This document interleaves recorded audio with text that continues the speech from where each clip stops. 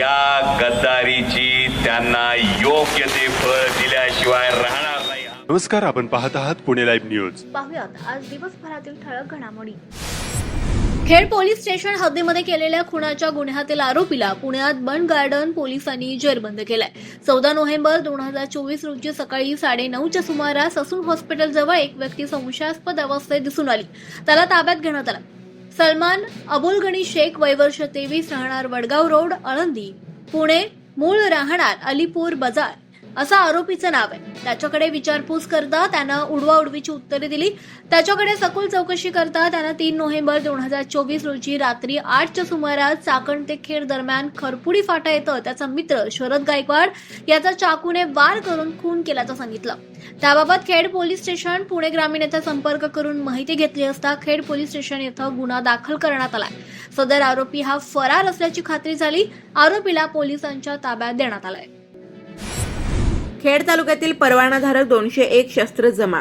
खेड आळंदी विधानसभा मतदारसंघातील Chakan, Mahalunge, Rajgurunagar, Alandi police station अंतर्गत 201 शस्त्र परवानाधारकांनी शस्त्रे जमा केली असून महाळुंगे हद्दीतील 3 आणि आळंदी हद्दीतील 1 असा 4 व्यक्तींना सूट देण्यात आल्याची माहिती निवडणूक निर्णय अधिकारी तथा प्रांत अनिल दौंडे यांनी दिली।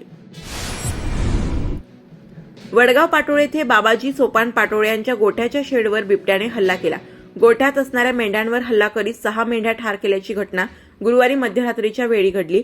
दोंदे वडगाव पाटोळे परिसरात बिबट्याचा वावर गेली अनेक वर्षांपासून आहे, त्यामुळे रात्रीच्या वेळी शेतात पिकांना पाणी देणे बंद झाले आहे।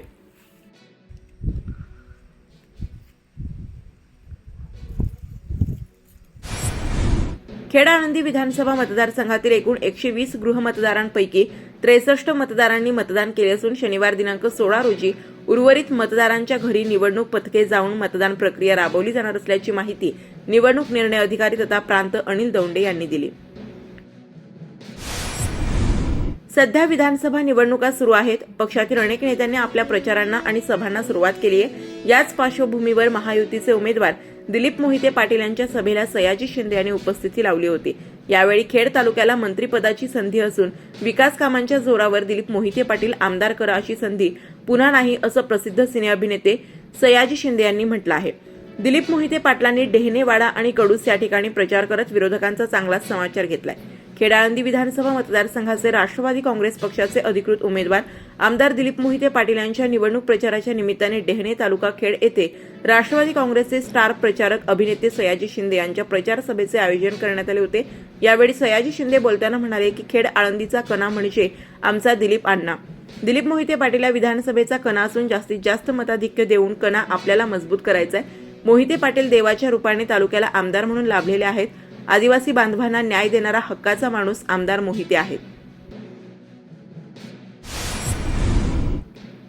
मी स्वतः उमेदवार असूनही स्वतःला मतदान करणार नाही। बाबाजी काळे यांची निशाणी असलेल्या मशाल चिन्हावर मतदान करणार। खेड तालुक्याच्या शाश्वत व सर्वांगीण विकासासाठी पंढरीचे वारकरी बाबाजी शेठ काळे यांना जाहीर पाठिंबा देत असल्याचे अपक्ष उमेदवार भूदेव शिंदे यांनी आज कोयाडे येथे जाहीर केले। महायुतीच्या उमेदवारावर शिंदे यांनी सडकून टीका केली।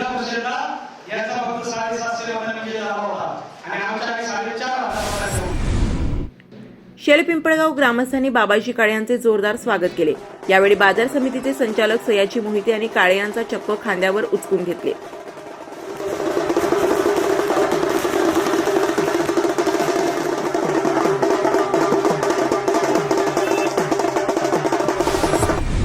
महाविकास आघाडीचे अधिकृत उमेदवार बाबाजी काळे यांच्या प्रचारार्थ चाकण शहरात खासदार डॉक्टर अमोल कोल्हे यांच्या नेतृत्वाखाली मशाल रॅली काढण्यात आली।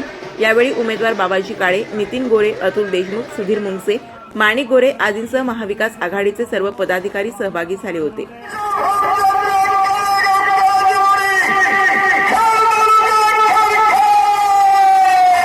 खेड तालुक्याचे युवा नेते अतुल भाऊ देशमुख यांच्या ठिकाणी आगमन आहे। साहेबांनी सांगितलं की यामध्ये तुम्ही संबोधन केलं पाहिजे। महाराष्ट्रभर सभा घेत असताना खेड तालुक्याचं एक वेगळं वातावरण हे निर्माण करण्यामध्ये फार मोठं श्रेय कोणाचं असेल तर ते अतुल भाऊ देशमुखांचं श्रेय, सुधीर शेठ मुंगसेंचं श्रेय। मी माझ्यासाठी याच्या पलीकडे जाऊन मनाचा मोठेपणा दाखवून या दोघांनी सुद्धा ज्या पद्धतीने बाबाजी शेठला पाठिंबा दिला त्यासाठी मी दोघांनाही मानाचा मुजरा करतो। आणि आपणा सर्वांना ही कळकळीची विनंती करतो की खरं तर 2019ला नितीन शेठ 2019ला एक चूक माझ्या हातून झाली होती. 2019ला सभा घेण्यासाठी खेड आळंदी मतदारसंघात आलो होतो आणि सुरेश भाऊ गोरेंसारखं तालुक्याला लाभलेलं एक सुसंस्कृत नेतृत्व हे पराभूत झालं होतं. किंबहुना आता इथं उभं राहून त्या चुकीची दुरुस्ती करा हीच तुम्हाला कळकळीची विनंती आहे. आणि पुन्हा खेड आळंदी विधानसभा मतदारसंघ हा गुंडगिरीच्या दहशतीच्या छायेखालून बाहेर काढून बाबाजी शेठ काळे यांना आमदार करून विकासाची मशाल खेड आळंदी मतदारसंघात पेटू द्या. कारण माननीय विद्यमान आमदार जे काही सांगतात जे काही बोलतात यामध्ये एकच गोष्ट खरी आहे. छत्रपती शिवाजी महाराजांच्या महाराष्ट्रात चुकीला एक वेळ माफी देता येते पण गद्दारीला क्षमा नाही. ज्यांनी गेल्या वेळी मतं मागताना आदरणीय शरदचंद्रजी पवार साहेबांचा फोटो लावून मतं मागितली, खेड आळंदी विधानसभा मतदारसंघानं त्यांच्यावर विश्वास ठेवला, त्याच माननीय महोदयांनी आदरणीय पवार साहेबांचं बोट सोडलं आणि पवार साहेबांची साथ सोडून ज्यांनी कोणी स्वार्थासाठी गद्दारी केली असेल, खेड आळंदी विधानसभा मतदारसंघाचा स्वाभिमानी मतदार या गद्दारीची त्यांना योग्य ते फळ दिल्याशिवाय राहणार नाही हा मला विश्वास आहे.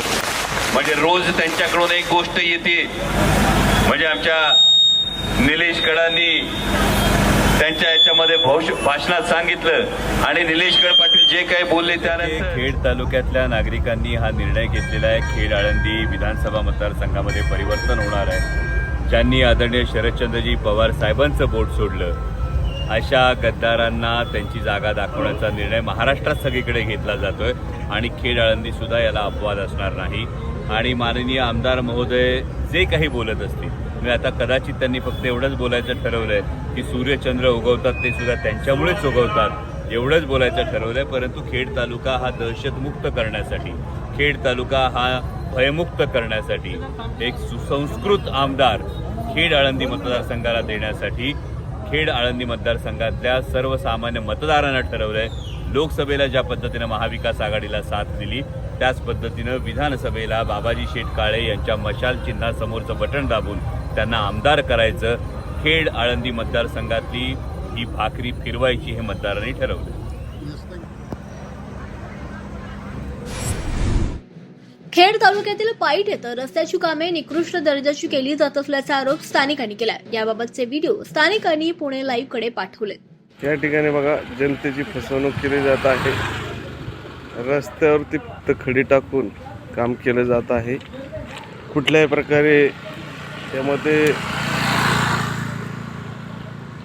कामाची पद्धत चांगली असं वाटत नाही आहे. आपण साधी घरी भुई घालताना जमीन खोदून तदनंतर मुरम टाकून त्या ठिकाणी आपण आपल्या गोठ्याची किंवा अंगणाची भुई घालत असतो. पण हा रस्ता करत असताना खाली फक्त खडी टाकून आणि कुठल्याही प्रकारचं त्याचा एकजीव न होता हे काम केलं जात आहे. खेड तालुक्यात येलवाडी जवळ भंडारा डोंगर येथे रोज रात्री काही भंगार व्यावसायिक प्रदूषण करत असल्याचं स्थानिकांनी कळवलंय. प्रशासनाने आता संबंधितांवर कारवाई करण्याची मागणी केली जाते.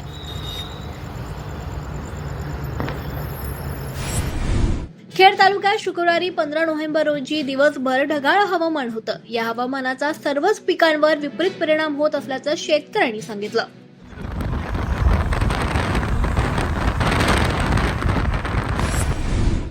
खेड तालुक्यातील भीमाशंकर अभयारण्यात डाकिन्या भीमाशंकर मंदिर आकर्षक विद्युत रोषणाईने कॅची आतिषबाजीने दीपोत्सव साजरा करण्यात आला. आज त्रिपुरी पौर्णिमेनिमित्त श्री भीमाशंकर महादेवा शृंगार पूजा करण्यात आली.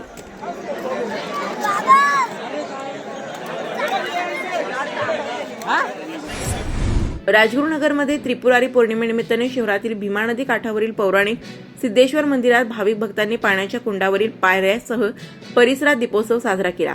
येथील कार्तिक स्वामींच्या मंदिरात दर्शनासाठी महिलांसह भाविकांनी दर्शनासाठी दिवसभर गर्दी केली होती. राजगुरुनगर स्मशानभूमी परिसरातील खडकेश्वर मंदिरालगतच्या कार्तिक स्वामी मंदिरात दर्शनासाठी भाविकांनी गर्दी करत दीपोत्सव साजरा केला. हुतात्मा राजगुरूंच्या जन्मस्थळ परिसरातील भीमा नदी काठावरील ऐतिहासिक श्री विष्णू मंदिरात त्रिपुरारी पौर्णिमा निमित्ताने आवळ्याचे दिवे लावत आकर्षक फुलांच्या सजावटीत दीपोत्सव साजरा करण्यात आला.